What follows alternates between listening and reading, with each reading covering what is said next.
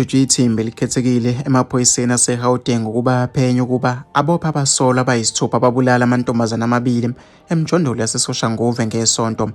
Kuthiwa labasolwa baqala ejoyintini eChanging Sports emjondolo yaseSoshanguve ngesonto ebusuku adubula abantu ababekhona. Kufa ababili, owesilisa nowesifazane, kwalimala abane. Abasolwa abasuke kule ndawo banikela komunye umjondolo kule ndawo. Kulo mjondolo bafike badubula babulala izelamane ezingamantombazane amabili, uMfumo oneminyaka ngo-4, uTikinyo oneminyaka ngo-7, ngaphambi kokuba bawushise eziphakathi izingane. Okhulumela amaphoyisa aseGauteng uLieutenant Colonel Mavela Masondo uthi uphenyo lokuqala luveza ukuthi abasolwa bebefuna uyise wezingane emzini wakhe ngesikhathi kubulawa lamantombazane. Mina-ke ungana kwethu sofisa ukuthi ngizovula lwakho nombono wakho ukuthi wena ucabangani-ke ngalolu daba. Hlala lapha kwi-comment section. Ungakhohlwa ukucindezela usubscribe uzokwazi ukuthola zonke izinto engiy'postayo kuyona-ke le channel. Mina sengiphuma kanje.